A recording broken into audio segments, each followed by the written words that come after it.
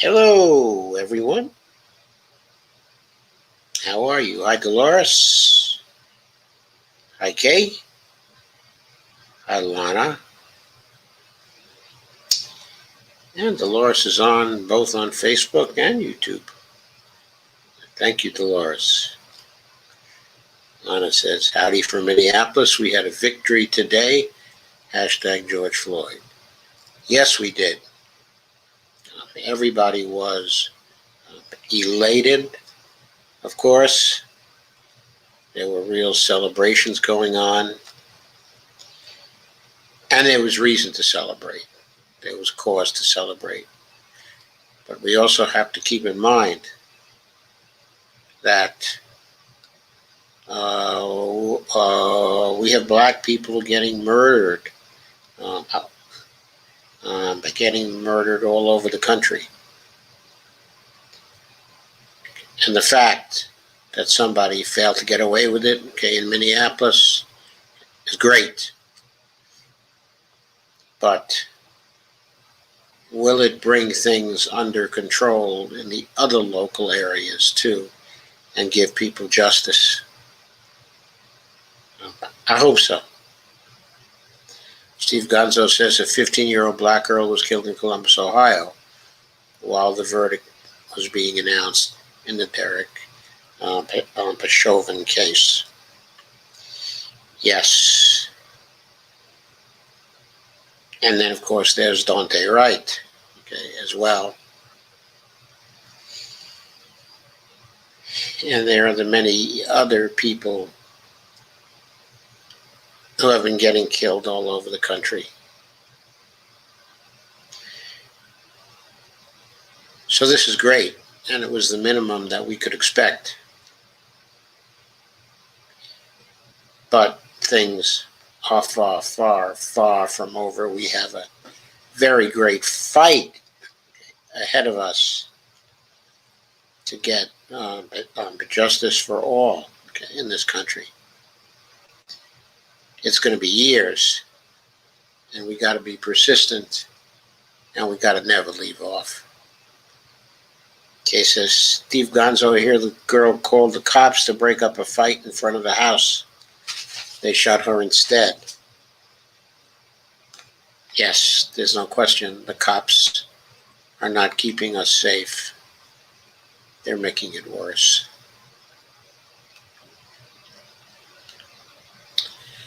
So, I'm not going to say much more about this. I'm going to say it's a first step. It's a very important step. And we need to be encouraged. But we need also to realize that we have a long way to go. So we have to be very, very tough. Hi, Gina Marie. We just were saying how happy we are at the verdict, okay, in Minnesota. And what a long way we still have to go to get justice all over the country. So turning to more elements of the just transition. There's a piece which appeared in Counterpunch a few days back.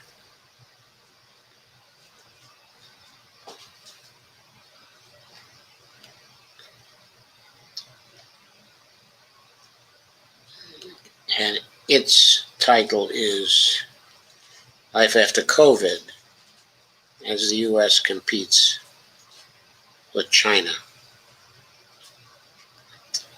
You should be seeing it now.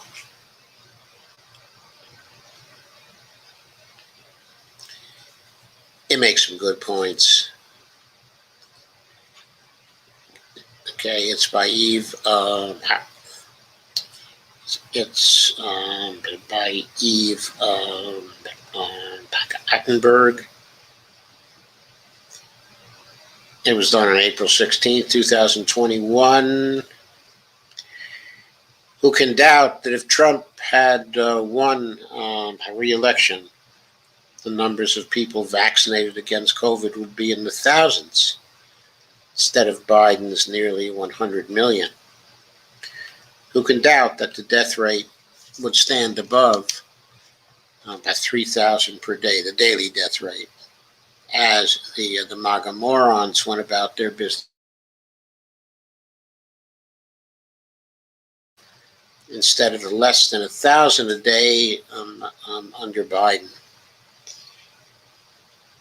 Really, it's less than that now. Okay, I believe today it was 882, not that much less. But on Sunday it was something like 282. And just yesterday it was, I believe, 400 and something.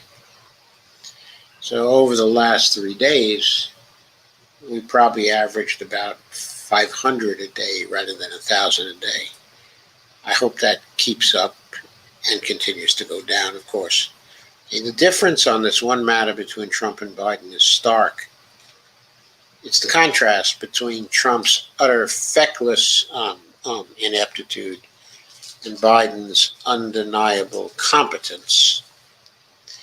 I don't know if I'd go that far, but certainly his administration has been a big improvement when it comes to vaccinations, when it comes to COVID, when it comes to getting everybody in the fight.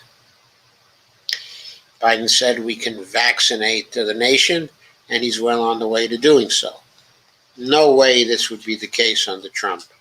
Yeah, I agree. I don't think it would have been the case under Trump.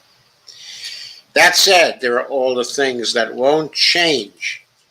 The murderous sanctions on Venezuela, Cuba, Syria, Iran, basically any country that won't approach the United States on its knees.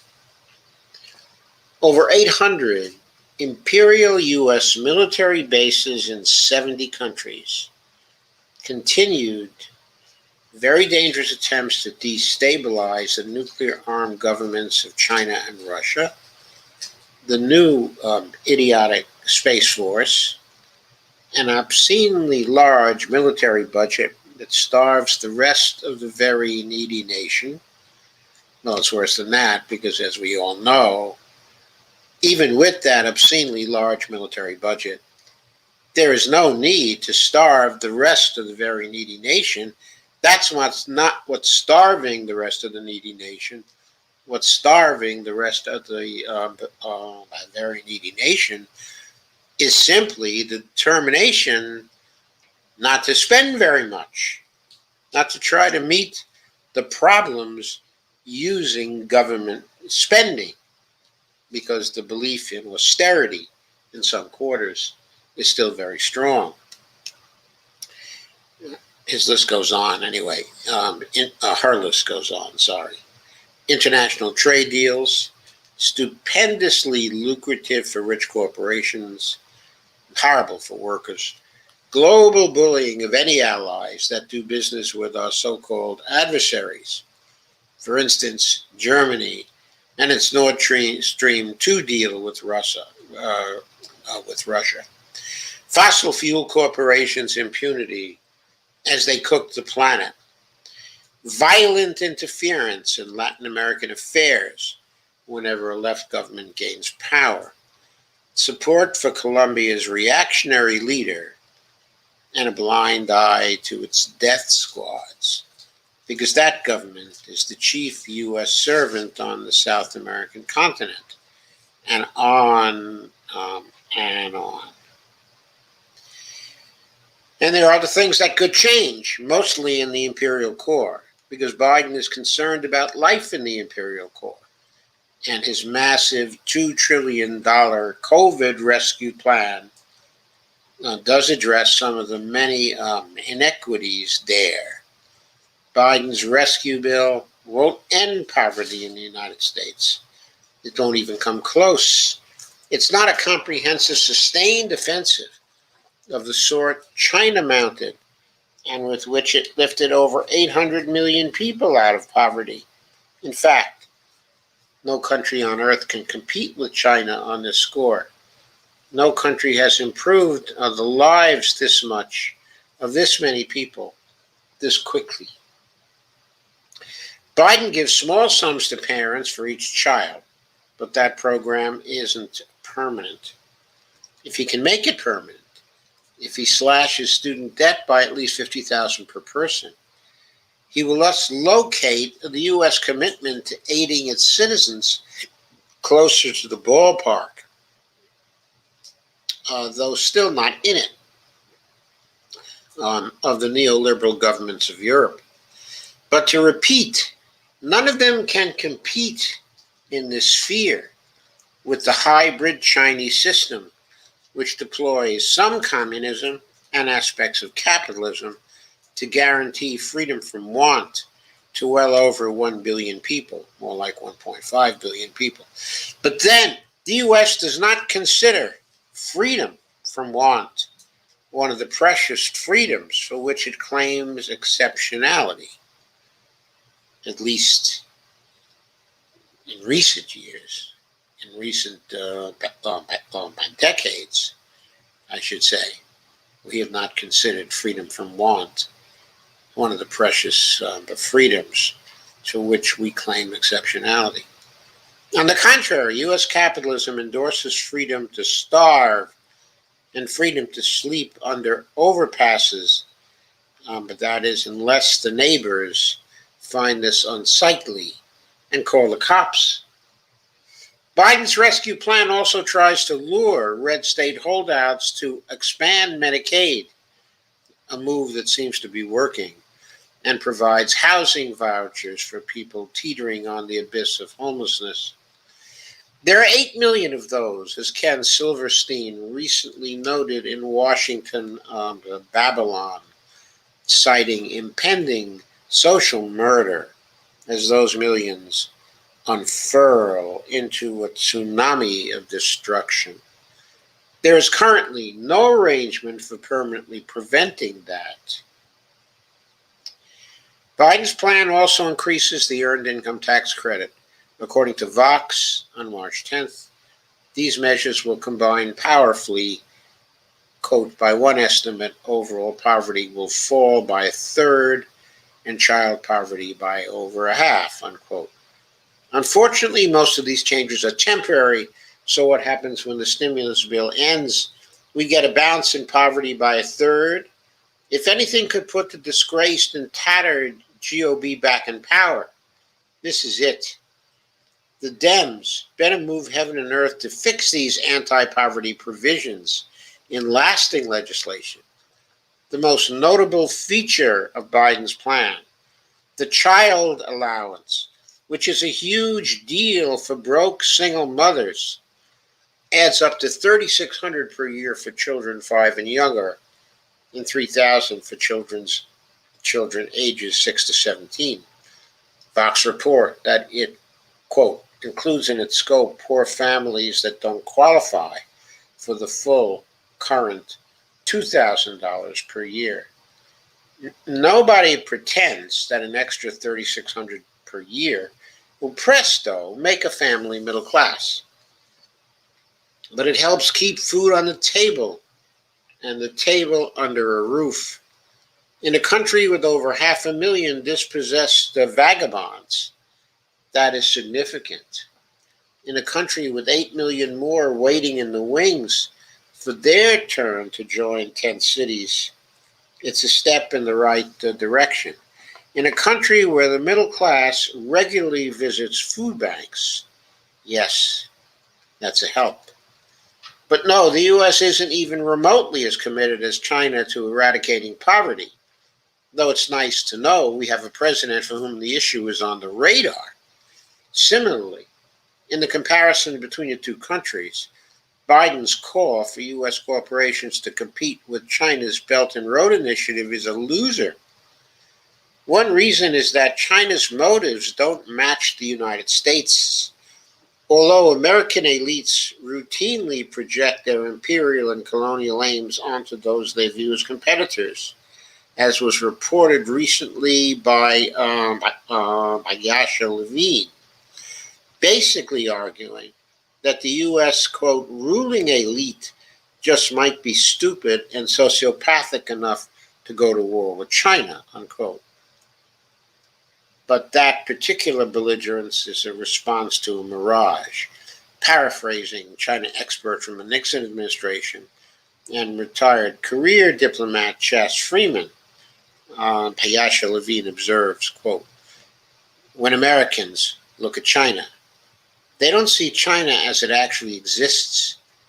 What they see is America and America's own imperial ambitions and history reflected back at them, unquote.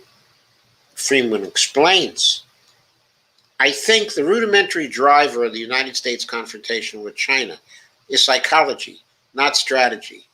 We're afraid of not being number one. It means that we object to things like China's anti-access and area denial weapon system, otherwise known as defense. But there's not much evidence of China wanting to replace us. The initial impulse of the Belt and Road Initiative was that China had a surplus capacity in steel, cement, in aluminum, and construction capability, and extended these resources abroad. And the Chinese assumption is that as the largest and most dynamic society in that area, they will be the preeminent force in it. But this is an economic strategy. It's not a military one, unquote. Biden's call to outcompete China's Belt and Road Initiative is a loser for another reason. The U.S. companies aren't interested in investing in the global south and leaving the infrastructure they create behind in the hands of local governments. U.S. companies are interested in profit. Go in, make a killing, and get out. Extract everything worth money like crazy. China's approach is significantly less arrogant, destructive, and selfish, because China has generally socialist principles and deploys capitalist structures in the surface of those principles. Indeed, the Belt and Road Initiative is a startling lesson in anti-colonialism. U.S. corporate media sees nothing but shameless self-promotion in China's assistance to poor countries. But right or wrong, others see the benefits of socialism. Some might even call it but generosity. And that's the end of that piece. I think a pretty good one, isn't it? With some insights like Chinese dynamism and Chinese generosity and Chinese lack of exploitation of other nations, okay, at least but for the present. Seems to me we could stand to take a lesson out of the Chinese book, but don't you think? We could stand to end the murderous sanctions on Venezuela, Cuba, Syria, Iran, and basically any country that won't approach us on its knees. Yeah, it's long past time that we did that. Where is the nation that came out of the Second World War, replete with generosity for other broken nations? Where is that nation today? It's lost in history, not even in the memory, not even in the memory, okay, of most of us. The feelings that generated the Marshall Plan for Europe and all the other foreign the foreign aid we gave through that time have been extinguished by the murderous capitalism that we developed during the 1980s and going forward. It's a type of capitalism that we must banish, that we must be rid of. Starting now, it has to be part of the transition. Also part of the transition has to be a minimum wage. And I want to go over this article, actually from March 7th, 2021, from Truthout. It's by CJ Polychroniou. I think that's how his name is pronounced.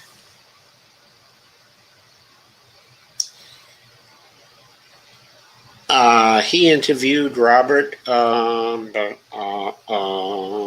Paulin, the economist from the University of Massachusetts, at Amherst.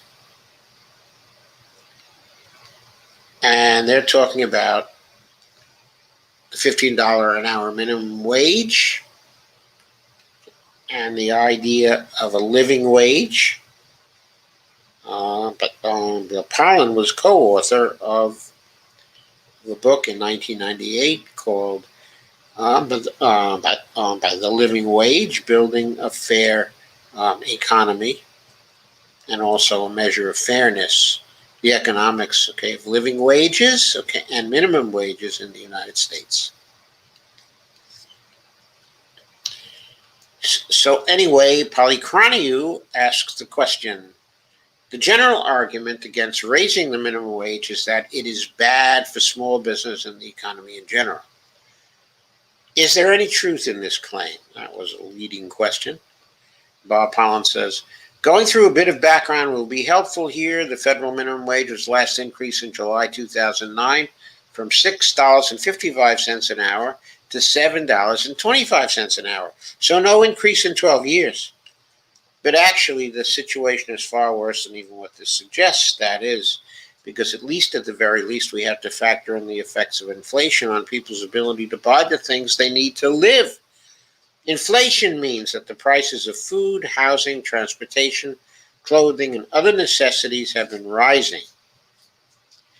So the minimum wage today would need to be $8.77 in order to buy what $7.25 could buy in 2009.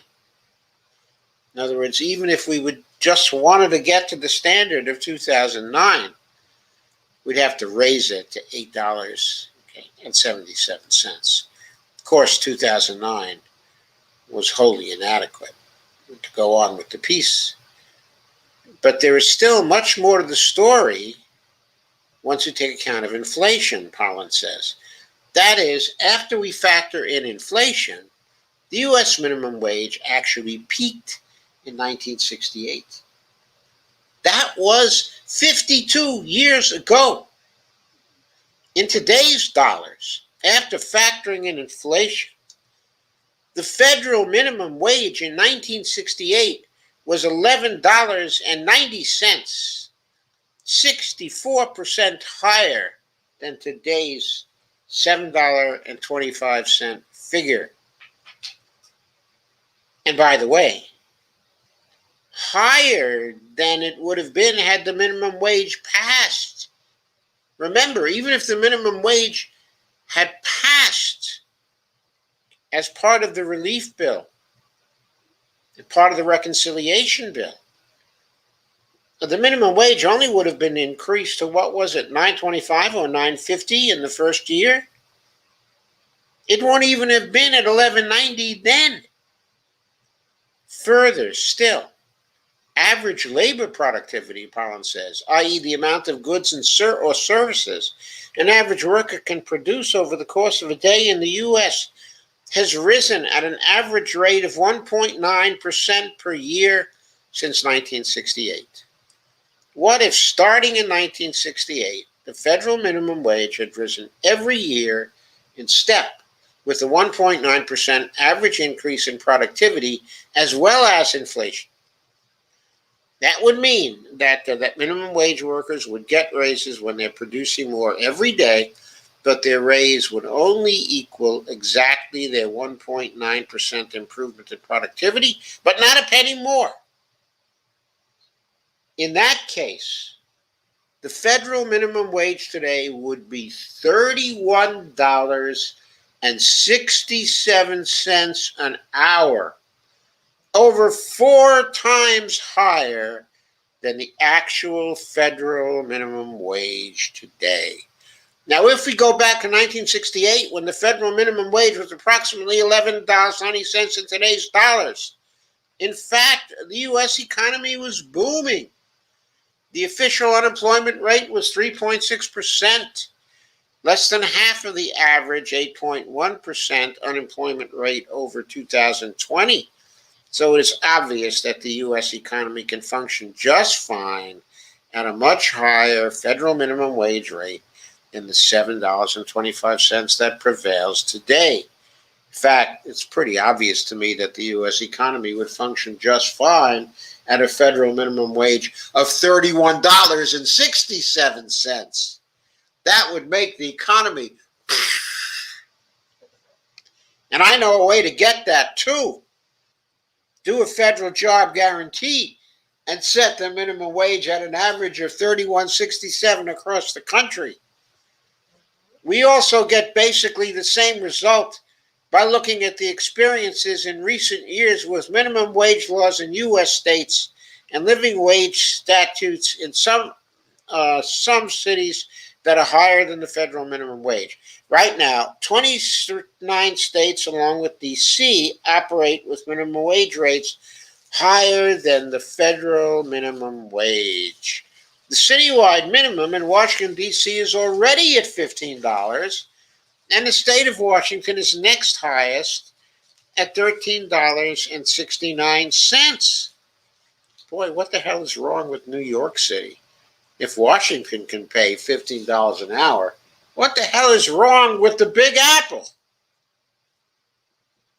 And what the hell is wrong with California? If Washington can go at $13.69, why can't California?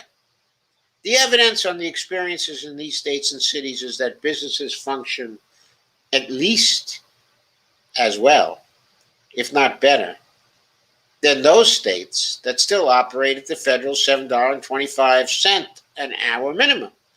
The employment opportunities in these states and cities are also at least as good, if not better. It is fair to ask, if businesses are mandated to pay higher wages than they would choose to pay otherwise, then why is it that we don't see these businesses lay off employees or close up operations after they are forced to give raises? The answer is that the overwhelming majority of businesses don't want to be forced to raise wages for their employees, but they learn to adjust. They might raise their prices modestly to cover their increased payroll. The business's level of productivity is also likely to improve. This is because their workers become more committed to their jobs when they are paid at minimally decent levels, which is what Bonnie is telling me every single day. These productivity increases will not be enough to compensate for the business's increased payroll, but they will help to partially cover some of their higher costs. Finally, some businesses may just end up accepting modestly lower profits, even if reluctantly. To the extent this occurs, raising the minimum wage will end up advancing a more equal distribution of income between businesses and workers. So guess what, people? It's not a bug. It's a feature. This is after, no, he didn't say that. I had that. This is after 40 years under neoliberalism, in which inequality has risen relentlessly. The decline in the value of the minimum wage, after adjusting for inflation, has been a significant factor contributing to the overall rise in inequality under neoliberalism. And just think, if we had had a federal job guarantee all this time since 1968, that was adjusted for inflation, we never would have had the inequality we never would have had that inequality. We probably never would have had neoliberalism. CJ Polychroniou asks, millions of Americans earn wages at or below the federal minimum. Are there estimates of the consequences of a wage hike to $15 an hour on the lives of the working poor? And Pollen answers, according to a range of research compiled by the Economic Policy Institute, that's the EPI here in D.C., increasing the federal minimum wage to $15 would deliver pay increases for nearly 32 million workers, 21% of the entire U.S. workforce. Nearly 60% of workers whose families are currently living below the official poverty line would see their pay go up. The average affected worker with a year-round full-time job would earn an extra $3,300 per year. This would have a major impact on the lives of these workers and their families. It would mean, for example, they would be able to take care of an elderly relative rather than work a second job to cover rent. It would mean they could get their car repaired when that becomes necessary without having to cut back on buying food. It could even mean that they could take a modest vacation. It is also important to note that the minimum wage increase to $15 an hour would disproportionately benefit Black and Latino workers, with 31% of Black people and 26% of Latinos getting raises through the minimum wage increase. Finally, we have to dispel the idea that a minimum wage increase largely benefits teenagers with after-school part-time jobs. Only 10% of the workers who would benefit from the $15 minimum are teenagers. But it is also the case that teenagers deserve to be paid decently. A large share of them are making significant contributions to their families' overall income level. And Polychroniou asks, is the $15 minimum wage itself really enough for a worker to live on decently? And Pollen replies, we should be clear that raising the federal minimum wage to $15 an hour takes us only a small way towards establishing decent wage levels. A critical question to ask here is, what would constitute a living wage standard in the U.S.? There have been various efforts at addressing this question. One of the most comprehensive has been by a team of researchers at MIT, led by Professor Amy Glassmeyer, who produced what they call a, quote, living wage calculator.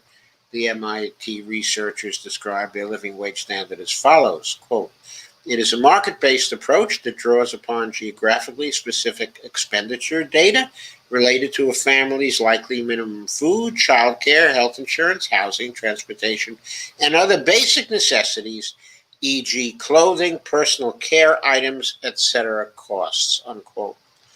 The MIT researchers also make clear what their living wage standard is capable of purchasing in all regions of the United States. They write, the living wage model does not allow for what many consider the basic necessities enjoyed by many Americans. It does not budget funds for pre-prepared meals or those eaten in restaurants. It does not include money for entertainment, nor does it allocate leisure time for unpaid vacations or holidays. Lastly, it does not provide a financial means for planning for the future through savings and investments or through the purchase of capital assets. The living wage is the minimum income standard that, if met, draws a very fine line between the financial independence of the working poor and the need to seek out public assistance or suffer consistent and severe housing and food insecurity. In light of this fact, the living wage is perhaps better defined as a minimum subsistence wage for persons living in the United States. So the MIT living wage isn't even what we would consider a living wage, but just a minimum subsistence standard. Given this description, of how the MIT researchers define a, quote, living wage standard, their results at what constitutes a living wage in various regions of the U.S. are striking.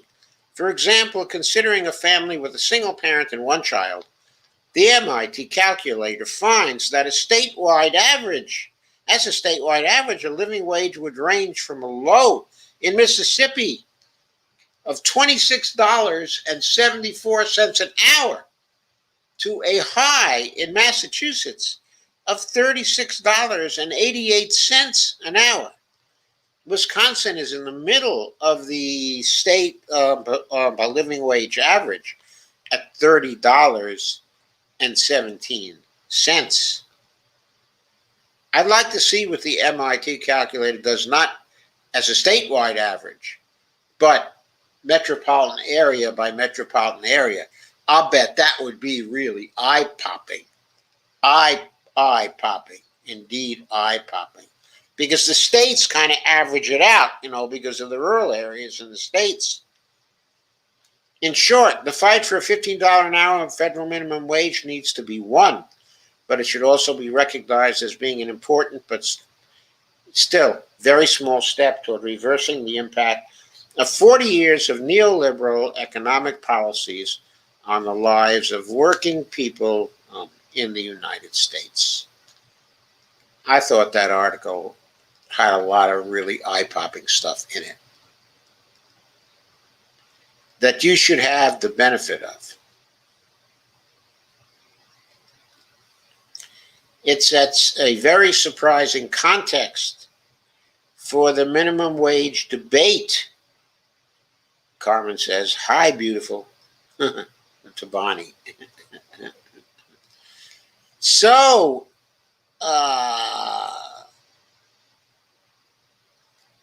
now guess who we're going to get to, since we're talking about seeking a just transition. Who do you suppose we're going to get to next? We're going to get to Bernie Sanders. Or a little bit of an article in Jacobin entitled, "Bernie is Right. We should immediately expand and improve Medicare." And it is by Michael Leidy, longtime advocate for Medicare for All. And Michael says, "We've reached a critical point in the campaign to win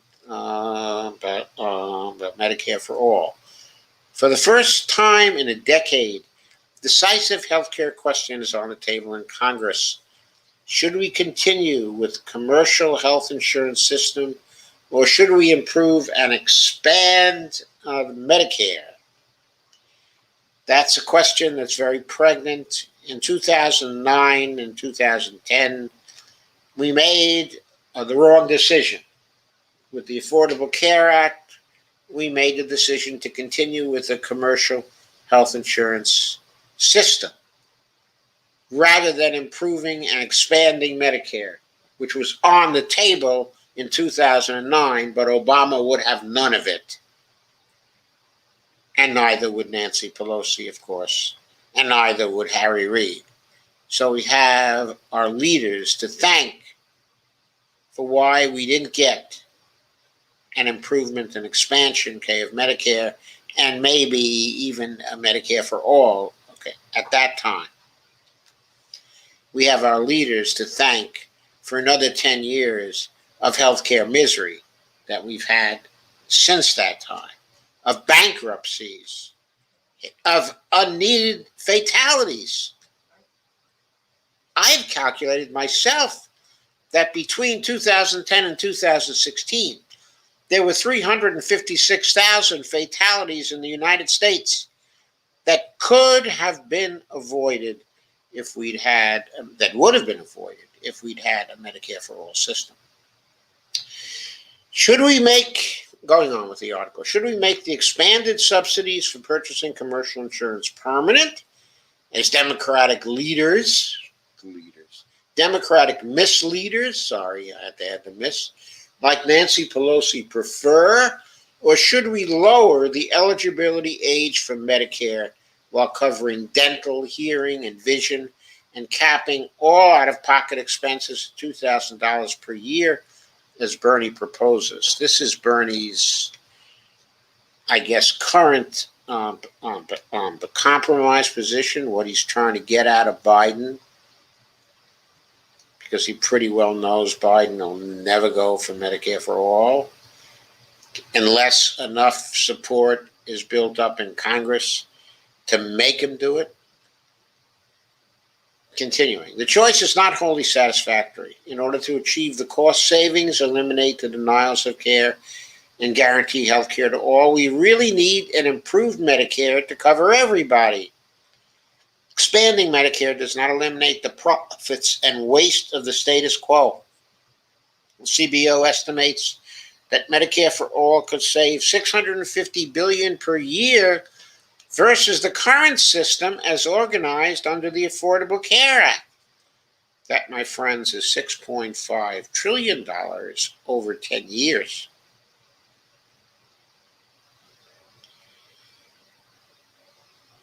Why don't we have that? Even CBO estimates that.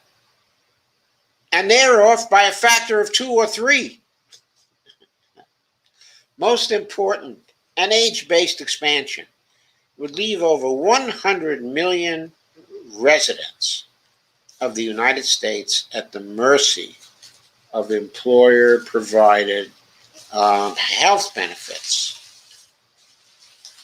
And it would also leave the employers at the mercy of the health insurance companies. Don't forget that. I don't know why the employers are so anxious to be at the mercy of the health insurance companies. That's never made any sort of sense to me. I mean, they should be on their knees begging the government to take over the healthcare system. These crazy capitalists don't know which side their bread is buttered on. But unfortunately, Medicare for all isn't yet winnable, says Leidy. But what about force the vote? Force the vote. Why can't we have force the vote? Well, the answer is we can have force the vote if we can get Medicare for all bill to the floor. How are we going to get it to the floor? It's got to go through 7 committees. Well, the Speaker could get it to the floor because the Speaker could discharge the bill from all the committees, right? But who's the Speaker? Nancy Pelosi's the Speaker. So what can we do about that? Well, we could have a vacate the chair motion, people. We could have a vacate the chair motion, people. That's not in Michael Leidy's article, of course. Expansion is. He thinks expansion is winnable. And Sanders' age-based approach would bring in those whose station in life has made them especially vulnerable to the healthcare industry. Yes, if we could get it expanded to cover 55 and over, that would cut down very greatly on the fatalities due to lack of health insurance. Really cut down, because the fatalities start coming in heavy at age 55 and over. Between 55 and 65 is the heaviest 10 years in the population when it comes to fatalities due to lack of health insurance. While also contesting the commercial insurance alternative and exposing the Democratic Party's deference to the healthcare industry, it would get us qualitatively closer to Medicare for all. Advocates for expanding the Affordable Care Act system claim that it is the best way to get more health care for the dollar, which is an astonishing position given the level of profits insurers have raked in during the pandemic, including $12.4 billion for United Health, says Mr. Leidy, none of which have gone to a single case of patient care, With Medicare administration outlays at 2% and commercial insurance expenditures at least 12% plus profits, it's clear which is the more efficient way to deliver health care. We need to eliminate the commercial insurers. Yes, death to the rentiers. That's an old slogan, apropos here. What are they doing? They're just rentiers. That's it. Centrist Democrats like to say that we should protect what we have and build on it, touting the strategy as the safe political path.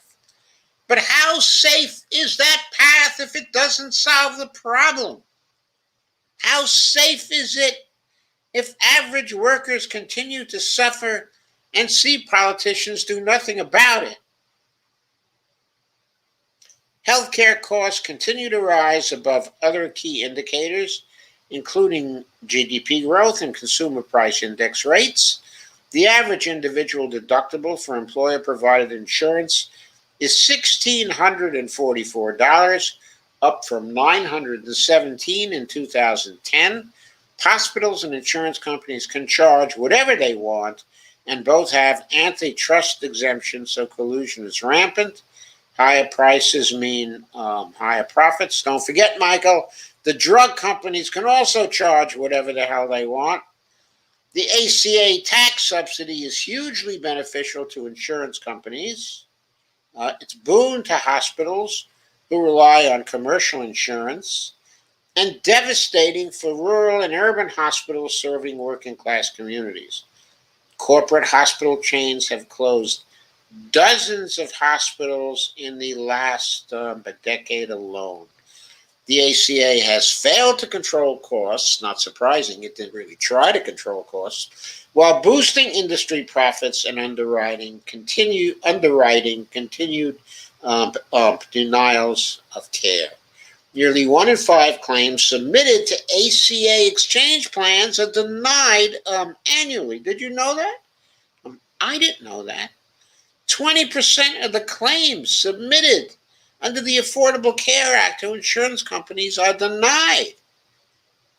The Affordable Care Act has increased out-of-pocket costs and limited patients' choice of providers. And they're killing people, says Bonnie. Of course they're killing people. How is maintaining that model politically wise? Yeah, you want to bring back Trump? How is maintaining that model politically wise?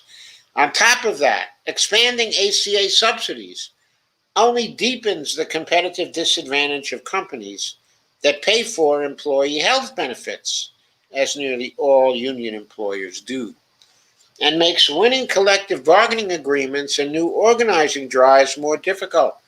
By contrast, extending Medicare eligibility to younger workers could give union bargain plans a new lease on life, reducing costs by 25% or more. Pro-business Democrats are willing to make these trade-offs. Millions of people have gotten coverage, though mostly through an expansion of Medicaid, not private insurance. Thousands of lives have been saved, and the Democratic leadership has been able to avoid embarrassing political fights. Poor and working class people haven't been so lucky. A Lancet Commission report identified 461,000 excess U.S. deaths in 2018, above the median for comparable countries with national health care. There's a link to the Lancet Commission report there. I urge you to use the link and to read the report. It's pretty damn comprehensive and illuminating comparison. In a recent report, Public Citizen identified hundreds of thousands of COVID-19 deaths that could have been avoided if the United States had a Medicare for All system. Oh, by the way, that's a free article, from Lancet. It's not behind a paywall. These deaths were concentrated in predominantly Black and brown neighborhoods of essential workers, and among those with chronic conditions exacerbated by the lack of health care. Continuing to subsidize private insurers perpetuates their murderous business model, as we've often heard.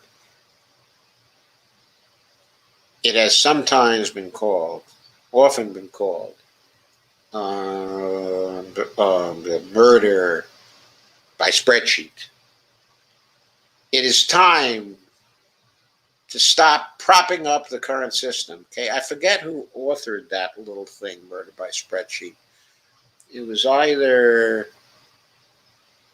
a Slinkerwink or New York City Eve. I can't remember. It was back in 2009 or something like that. It is time to stop propping up all these naughty bloggers, propping up the current system. It is time to stop, quote, fixing, quote unquote, the ACA. The best way to save lives is by guaranteeing health care to all through an improved and expanded Medicare and putting us one step closer to Medicare for all. So Michael recognizes that if we have to compromise, the way to compromise is to compromise on the path to Medicare for all. The path to Medicare for all is expanding Medicare. It isn't anything else. It isn't going to some Rube Goldberg system that supports the private health insurance company, which is what the Affordable Care Act is. It's a damn Rube Goldberg system devised by Republicans at the American Heritage Foundation. Haven't forgotten that. None of us should. It's a freaking Republican plan designed not to work. Anyway, that's Bernie seeking a just transition. And here's Bernie again seeking a just transition. This is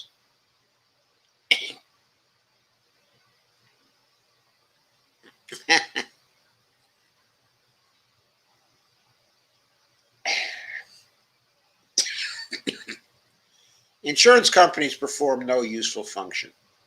Health insurance companies, anyway. Common Dreams, April 20th, 2021. Boy, that's today. Bowman Sanders lead coalition demanding desperately needed boost to SSI Lifeline, Supplemental Security Income Lifeline. A bicameral group of dozens of lawmakers, oh, this is by Jake Johnson, I should have said, for Common Dreams. A bicameral group of dozens of lawmakers led by Representative Jamal Bowman, Senator Bernie Sanders, and other prominent but progressives sent a letter Monday urging President Joe Biden to include desperately needed improvements to the Supplemental Security Income Program in his forthcoming American Families Plan, which is expected to focus on child care and other key domestic priorities. Bolstering SSI, a lifeline for around 8 million elderly Americans and people with disabilities should be among those priorities. The lawmakers argue in their letter, there's a PDF here linked to it, noting that the program's beneficiaries are all too frequently left behind. People with disabilities and older adults receiving SSI represent some of the most marginalized members of our society. History will not forgive us if we fail to address their needs in the recovery effort, reads the letter, which was also signed by Senator Warren, Senator Brown of Ohio, and Representative Katie Porter, a Democrat of California, pointing out that SSI's monthly maximum benefit level is currently just $794 for individuals, well below the federal poverty line. the lawmakers call on Biden to propose raising payments to at least 100% of the federal poverty line, which is a change that would provide hundreds of dollars in additional benefits per month to the program's most vulnerable recipients. The letter also presses Biden to increase SSI's stringent asset limit and index it to inflation in the future. At present, lawmakers point out eligibility for SSI is restricted to individuals with no more than $2,000 in countable resources, which is a limit that has not been updated since 1984, despite soaring costs of living. Quote, because this limit is not indexed to inflation, it grows steadily more draconian each year. Lifting this asset cap is long overdue and is also consistent with your campaign commitments, unquote. The lawmakers additionally call for an update to the amount of income SSI recipients are able to earn per month and still be eligible for the program, as well as an end to rules that reduce benefits for those who receive assistance, including food and shelter from friends or family members. Quote, these reforms are not only consistent with the imperatives of disability and economic equality, they would also advance racial justice. Nearly 1 in 4 Black and Hispanic Americans receiving Social Security disability insurance benefits, SSDI that is, also receive SSI payments due to the low level of their disability insurance awards.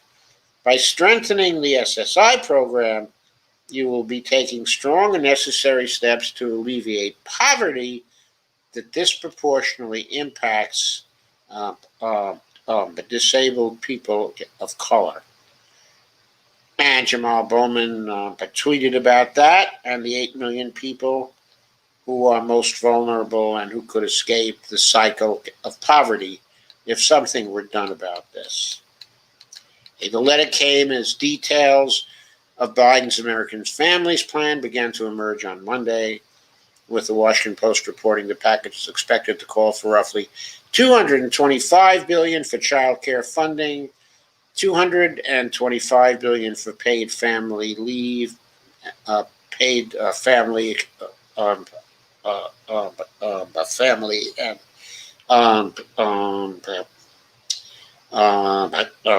but also medical leave, $200 billion for universal pre-kindergarten instruction, hundreds of billions in educational funding, including tuition-free community colleges across the country, and other sums for nutritional assistance.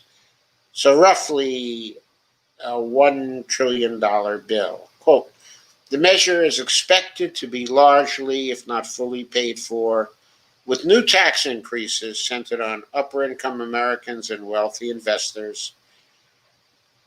The details of those tax measures remained unclear.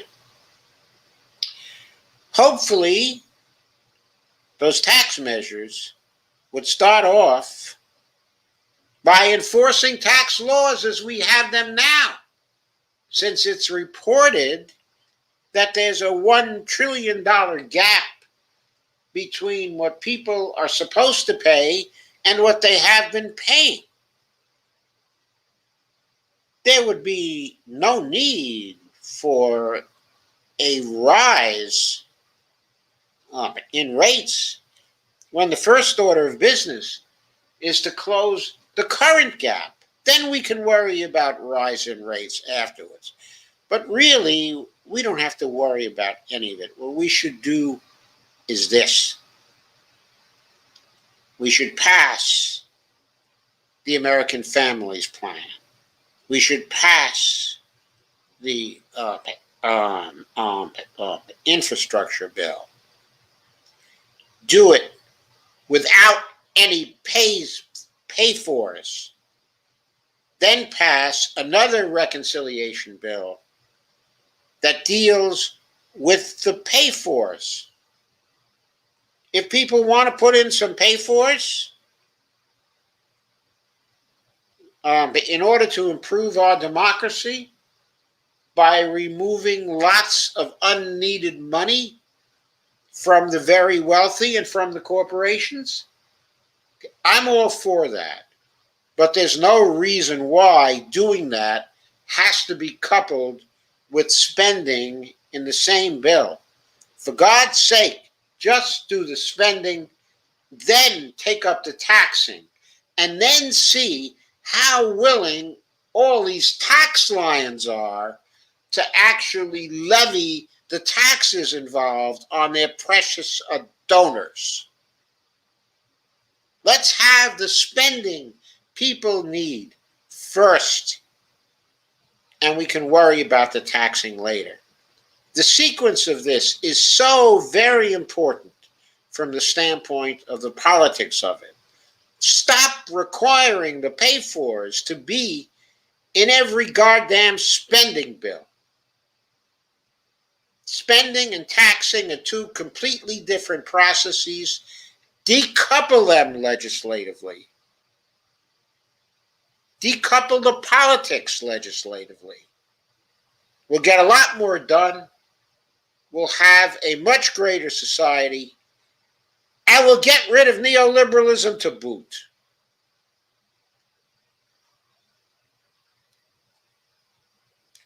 It's so important to decouple that.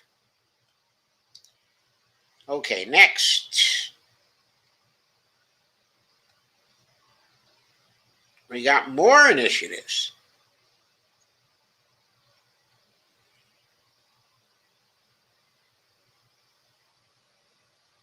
Actually, we got a poll. Again, from Common Dreams and Brett Wilkins, staff writer, April 19, 2021. Poll finds majority of U.S. voters back Green New Deal and want lawmakers to co-sponsor the resolution. Yep. The Green New Deal by resolution was reintroduced today by Ed Markey in the Senate and Alexandria Ocasio-Cortez in the House, with 103 co-sponsors, many prominent House people, including the committee chairs, and some very fine interest groups swearing support and invoking their support.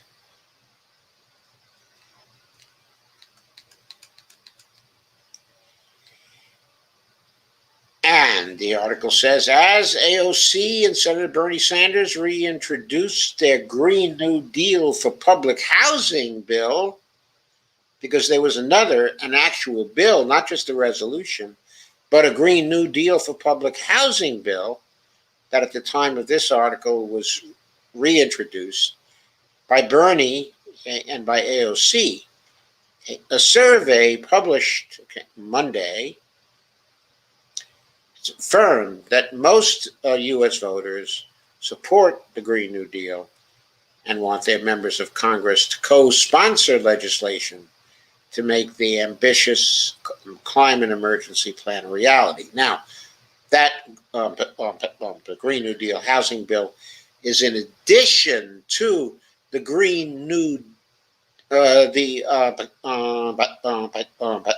Green New Deal resolution, which was reintroduced today, okay, by Ed Markey, okay, and by AOC. So AOC is busy. The Data for Progress survey found that 60% of likely U.S. voters backed the Green New Deal, with 83% of respondents identifying as Democrats, 57% gave independents, 36% of the Republicans saying they support us. They support it. 57% of those surveyed said they support their members of Congress co-sponsoring a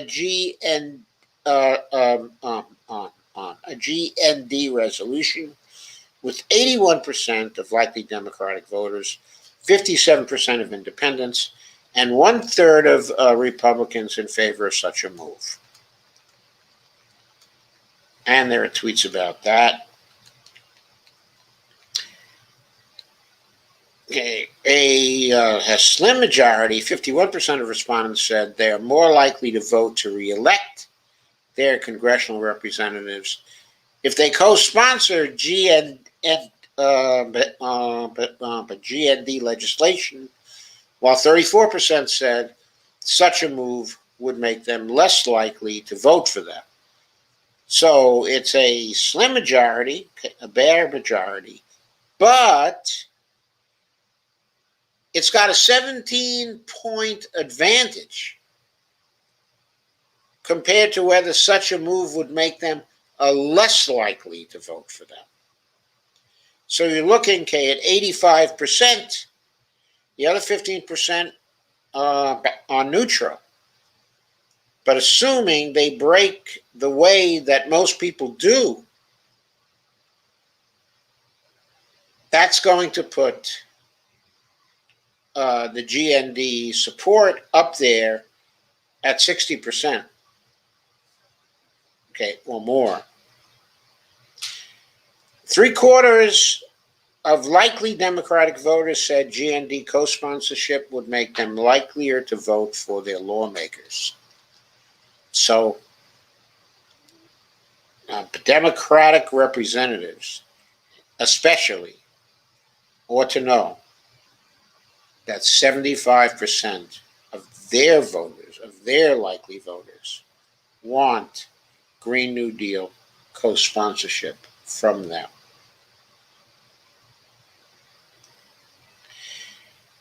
Also, majority of respondents, including 80% of those who identify as Democrats, also agree that, quote, lawmakers should pass the Green New Deal because we need to put Americans back to work, fight climate change, address social and racial injustice, and combat air and water pollution and related disease like asthma and lead poisoning, unquote. Survey also found that a majority of all likely voters overwhelmingly support individual components of the Green New Deal. And details are in a Data for Progress .org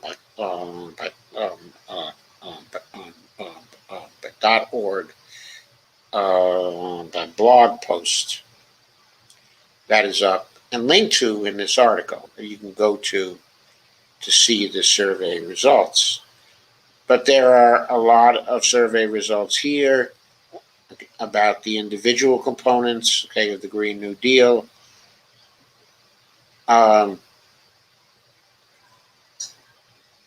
Total support for the individual planks runs 83%, 81%, 80%, 77%, 75%, 74%.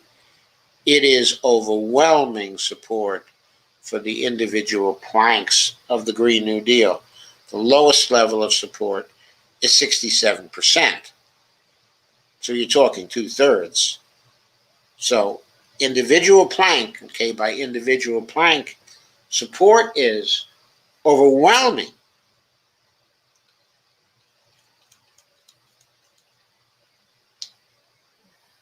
The original Green New Deal resolution failed to advance in the GOP-controlled Senate. However, with Democratic caucus members Joe Manchin, Kyrsten Sinema, Doug Jones, and Angus King joining all 57 Republicans to torpedo the resolution. Now that may change. Something significant happened actually today in West Virginia. The United Mine Workers Union had a public announcement. They made a public announcement in support of the Green New Deal on behalf of their union members as long as Green New Deal bills successfully provided for the future of the members of the UMWA, the leading mine workers union, John L. Lewis's old union. And guess who was there on the podium announcing his support for the union and his support for the Green New Deal? One Senator Joe Manchin, Democrat of West Virginia.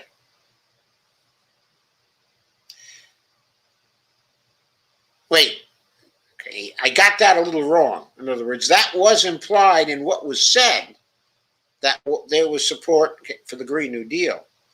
But actually, this meeting was primarily about the PRO Act. Okay. And Joe Manchin, in the context of this, declared his support for the PRO Act. He had been one of the few remaining holdouts on the Democratic side not supporting the PRO Act. The three holdouts are Kyrsten Sinema and her Senate mate from Arizona, Mark Kelly. Okay. Okay. And the third person who was failing to support the PRO Act, who still is failing to support it, I'm not sure if it was Angus King. I think it might have still been King hanging out there, or maybe John Tester. Okay, it's one of those. However, the point here is there had been four, but Joe Manchin was the fourth one. He's come over to the PRO Act. It's significant that the only way the PRO Act can pass is that Joe Manchin has to move with other Democrats to get rid of the filibuster. Otherwise, the PRO Act cannot be supported. But the UMW came out for the PRO Act, and if I recall correctly, also came out for the Green New Deal. And I think Manchin's on the hook now for the Green New Deal as well. Anyway, Ocasio-Cortez and Bernie also introduced the Green New Deal for public housing, as you know, just went over that, in 2019, but it failed to advance. On Monday, they reintroduced it, with Ocasio-Cortez tweeting that, quote, investing in our housing infrastructure has never been more important, unquote. And Bernie added a quote, and shortly after the introduction of the bill, Ed Markey tweeted that he and Ocasio-Cortez will reintroduce the GND legislation on Tuesday, which they did this morning, and much of which I watched. That, of course, was very welcome. One final thing to go over before I turn it over to your comments. This one is very significant on the tax side. On the taxing side of things,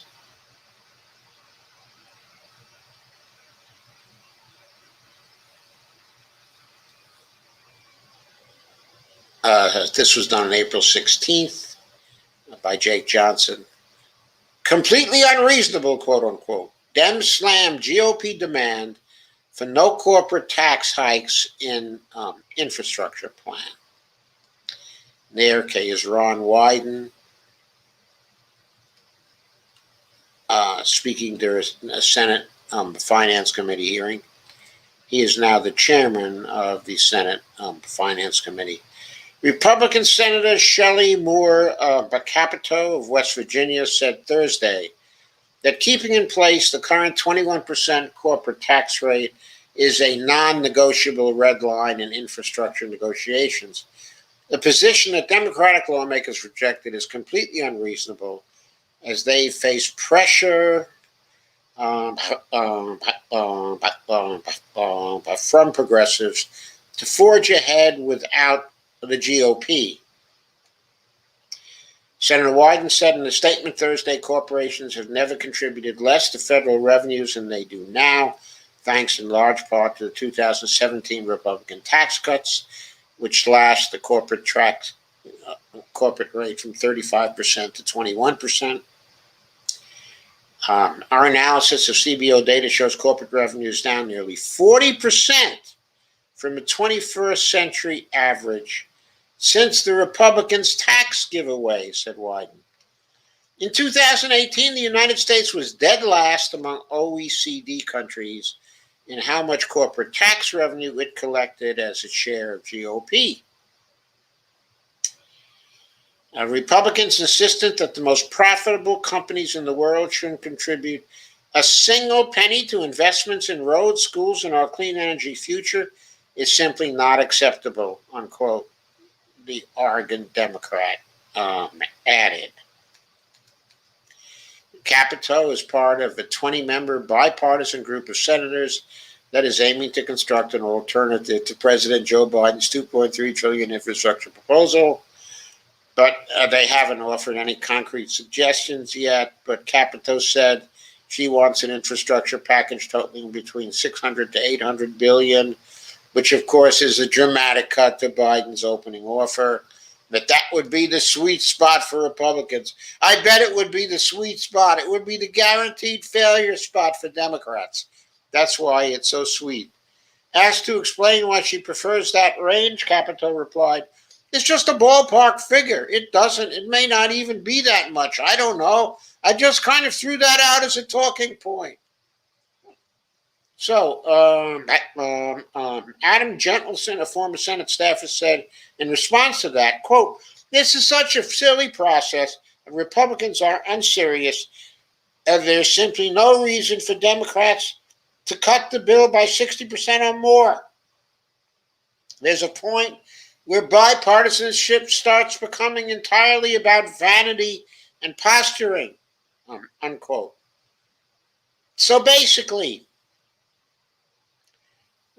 Shelley Moore Capito said, we're not willing to negotiate on the tax rates, and we're only willing to do 600 to 800 billion when everybody knows we need much more. So she's basically saying we're not really willing to negotiate in order to have a bipartisan bill. So we want to go it alone. We're not doing anything. That's what they're saying. That's what they were telling Joe Manchin. That's really a message to Joe Manchin. If Senate Democrats refuse to heed growing calls to eliminate the 60-vote filibuster, they will need to win over at least 10 Republicans to use the restrictive budget of the reconciliation process to pass an infrastructure package. But Bernie Sanders said in reply, he says, he believes Democrats have finally caught on that we're not going to be negotiating forever. If Republicans are serious, I'd love to hear their ideas. If they're not, we'll have to move along. So how did Joe Manchin respond? Well, we'll find out, in just a minute. But despite Republicans' vocal dismissals of his infrastructure proposal and refusal to entertain any corporate tax increases, Biden has publicly remained committed to pursuing compromise. So ahead of a meeting with a bipartisan group of lawmakers on Monday, the president said he is, quote, prepared to negotiate as to the extent of the infrastructure project as well as how we pay for it, unquote. While corporate tax hikes are anathema to big business-friendly Republicans, they're broadly popular with the U.S. public. According to a Morning Consult poll, nearly two-thirds of U.S. voters support raising corporate taxes to fund Biden's infrastructure proposal.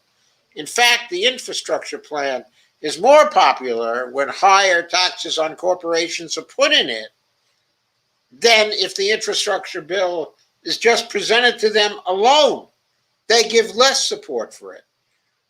That is, voting higher taxes for corporation is more desirable from their point of view as part of the infrastructure bill than not having the taxes in.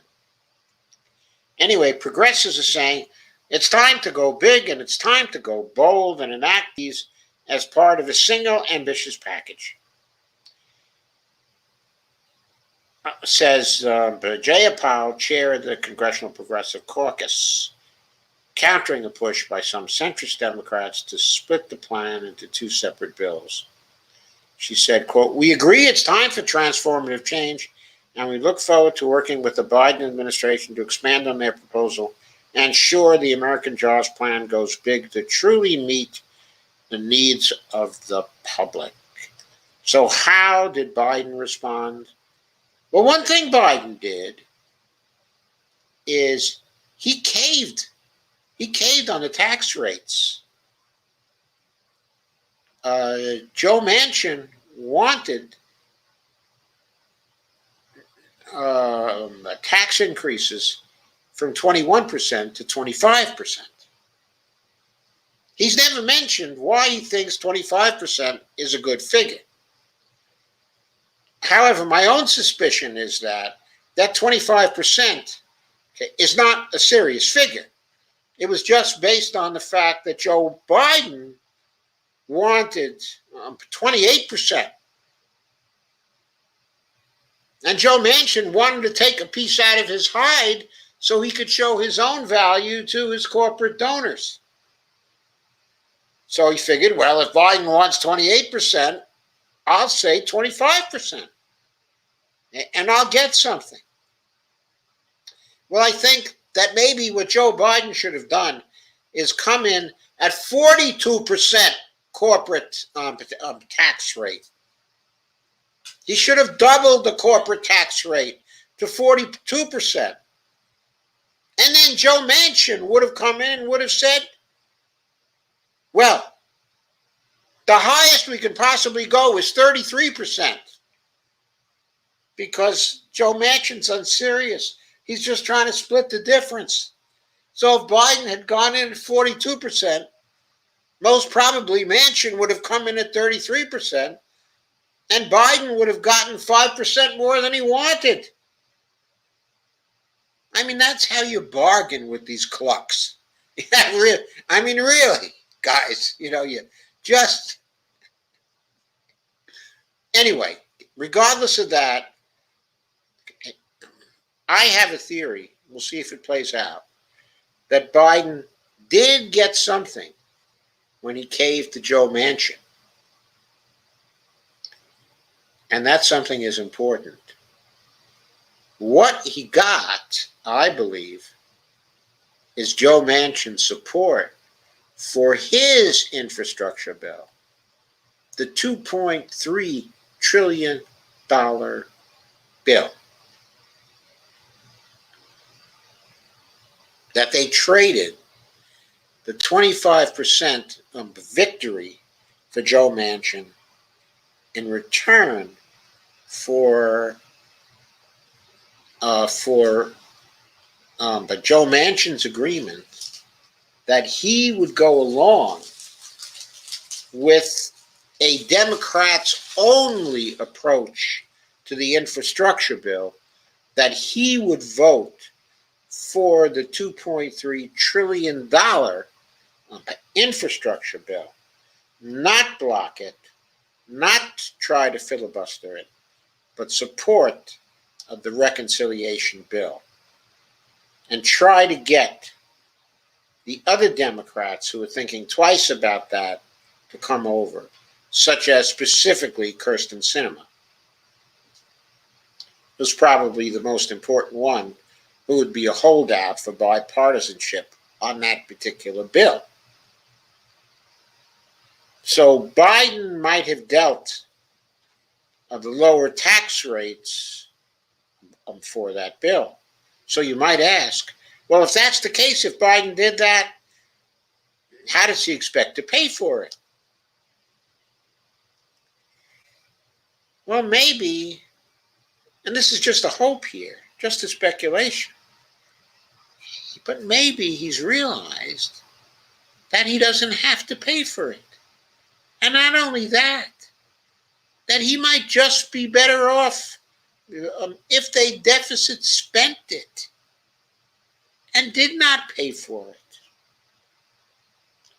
That $600 billion gap that was opened up by lowering the tax rates from 28% to 25% might actually increase the fiscal multiplier of the bill if you deficit spend, since it's an infrastructure bill, and a lot of the stuff has very high fiscal multipliers. Why subtract from the fiscal multiplier by pulling some money out of the system, even given the lousy marginal consumption rate of the rich? I mean, they're still at 30%. He might think that, or he might also think that he can get the money out of them by just tightening enforcement and still get the same money out of them. So maybe those were some of Biden's considerations. But what I'm saying is, I think he made a deal with Manchin on this particular infrastructure bill. And maybe someone told him he could always come back for a reconciliation tax bill, but later on, considering a decision, the parliamentary, considering a decision that was made by the parliamentarian, saying that it was possible to go back and revise the budget resolutions before the reconciliation bills, thus opening the way to more reconciliation bills in line with revised instructions. Maybe considerations like that, wonky considerations, are going on behind the scenes. I think that is very possible. So there we are. They're striving to do something. There are blocks, but there are perhaps some promising signs that more will be done. Now, there is a long way to go for Medicare for all. That's for sure. Even expanding Medicare for all, there's a long way to go on that. But Biden does seem willing to deal, on a number of things, including dealing with progressives and not always saying no to progressives. So that's the thing. Anyway, we're back to the black girl who was killed in Columbus, Ohio today, the 15-year-old black girl. Steve Gonzo said she had a knife trying to defend herself from a group of girls that were trying to jump her on her property. She called the police for help. Okay, says Steve Gonzo, I hear the girl called the cops to break up a fight in front of the house. They shot her instead. Gina Marie says hi. Kay says shared. Thank you, Kay. And Kay says, Professor Wolf says Biden is tinkering around the edges on infrastructure. Yeah, he is tinkering around the edges on infrastructure. But it's a $2.3 trillion tinker. So it's a start. Let's see him get that through. And if he likes it, if the political consequences are good, which they will be, he might cease tinkering around and going big for it. He might even decide he likes The old Democratic formula. You know, the one from the Roosevelt administration. Tax and tax, spend and spend, elect and elect. That's good. Not because the tax revenues pay for anything, but because you get more democracy that way. Lana says, interesting. When the author said China operates under capitalism and incorporates socialism, well, actually, what I think she said is that China, the governance of China, okay, is under socialism, but that the operational tools used involve a lot of capitalism. I think that's what she meant.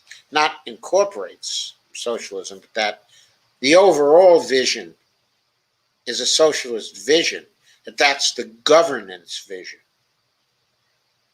I mean, that's pretty key. Kay says, I was born in 1953, and I remember my dad taking us on car trips all over the country to explore the new highways back then. A great time. Yeah, they were. That was great. Those highways were great. They were still great when I went to school in Michigan from 1960 to 1965. And boy, those Michigan highways were terrific then. They were wonderful. And the people loved them. They enjoyed their cars. They were nutty over American cars in Michigan. Carmen said, better late than never, so the sages say. Hi, Dr. J and Bonnie Boo. And Bonnie says, hi, Carmen. And Carmen says, hi, beautiful. Carmen says, great article, although I didn't hear the beginning yet. Well, that's because you came in late. Kay says, great article, Joe. MIT is good. Well, there are problems with their work, but that cost of living calculator is probably the best one around. Okay. Carmen says, I overheard Schmancy said something real stupid about thanking George Floyd for giving his life. I haven't even read about it yet, but I have a feeling I'll regret it when I do. Lana says, shake the 7 committees, shake my head. And Lana says, hashtag vacate the chair. Steve says, it's quite cringe. Lana says, insurance companies are rentiers. Okay, but I have to remember that.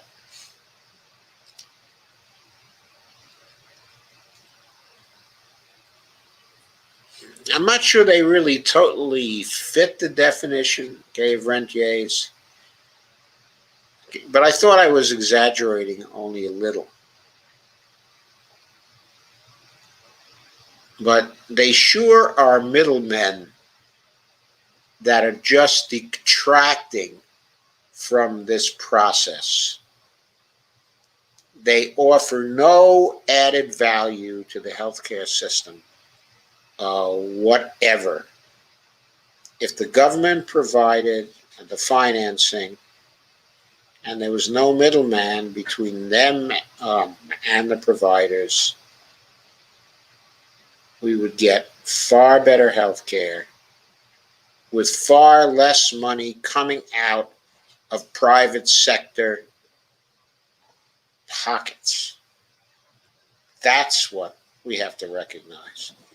Kay says, that Medicare for All would free us all to go anywhere we want to or need to for a job. That's right. Carmen says, you heard? Kay says, Biden needs to fire Rump's leftover SSA heads. Absolutely. Kay says, I watched that introduction live today. It was very good. And Lana says, you might think AOC is busy for good purpose, but the hashtag hater cult will find ways to criticize her anyway. Oh, yeah, they will. But of course, We will criticize her when criticism is due, and we will give her credit when credit, okay, is due. And I still think there's plenty of credit due for the legislative work she is doing, for the coalitions that she is building, and for the inspiration she's giving to an awful lot of people. Kay says low income housing should never be corporate owned either. Ruins the whole idea. Sure does. Kay says that low income apartment building I was stuck in for too long had many people in there with handguns, and they got less harassment than the smokers. Steve Gonzo, what do April snow showers bring? Says Steve. Steve says, happy 420. Has Schumer backtracked yet?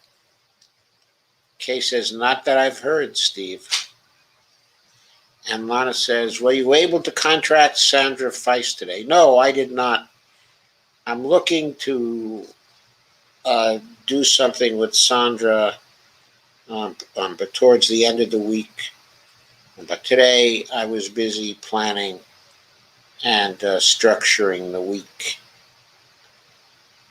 and also getting acclimated to some things we had going on here, like interruption of our water supply for 7 or 8 hours today while they installed a valve so they could isolate parts of the apartment building from water failures. So when they had a problem with the pipes, not everything went down in the whole building. So there was that. Then I've also been busy with a few other things. But I will get in touch with Sandra soon.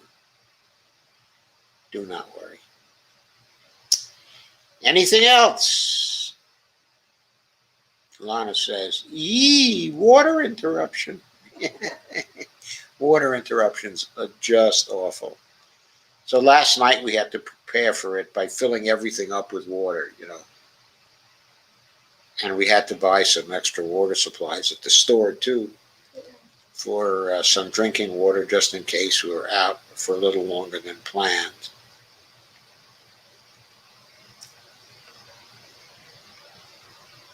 And of course, you cannot flush your toilets for a while, which is also always the most fun. It's dangerous.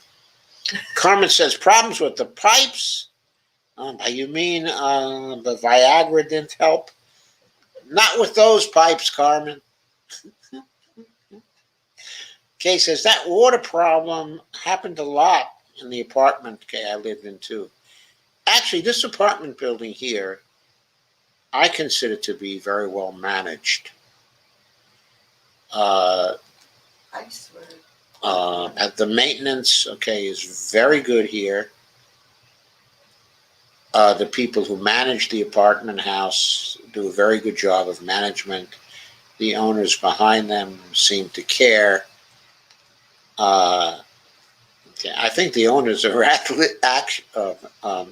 actually Catholic charities or something, but they do get a really good job here. I think there's I don't know if I would call her a concierge or a building manager, who's downstairs. Very, very congenial, nice person, helpful, informative, conversational. Just a very, very nice person. And the people who live here, are very nice too. This is really a very good place to be. If you are over 80. They got a wine day. And can still get around. There was, before COVID, a very active kind of social life here. Nothing extreme, but people conversing every day, coffee hours, people Wine day. being friends. There was a wine day. Of course, but COVID put a crimp in that, but it's starting to come back here now. I walked downstairs to get some mail today, and I found all vaccinated people were sitting around in a small group and just having a little wine day that they organized. So I was glad to see that one come back. Sometimes they have food get-togethers. And Carmen said, glad I made it. Great and informative live stream. Creme de la crop. Thank you, Carmen. And Kay said the one I lived in was not well managed at all. Steve Gonzo said Senate Leader Schumer calls for marijuana to be criminalized by next year's April 20th, to be decriminalized, sorry. Carmen said, but no one does it as good as Dr. J, aka Hulk. Thank you, Carmen. Now let's see if we can get 100 more like you folks. That's all I need to start with, just another 100 more. I'm not quite sure how to do that. All I really know how to do is to slowly farm it. Just farm it. Just slowly. And Dolores says, thank you and good night all. Well, thank you and good night to you, Dolores. And I'll be back tomorrow with a lot of other very good stuff. I'm striving to make these live streams very informative and very, very good, and to have them also be very well integrated. And I'll be doing much more of that in the future as well. Solana says, we need people to share more to Twitter and in unusual places on Facebook. And Lana says, good night. Good night, Lana. Thank you for coming. Carmen, thank you for coming. Carmen says, share too. Kay says, wish we could, Joe, but I live for these discussions. But love you all. And we love you too, Kay. And I'm very glad that you enjoy these discussions, because I do too. Yeah, you do. And so does Bonnie. Yeah. We all enjoy these discussions. So thanks a lot, and I'll see you tomorrow night.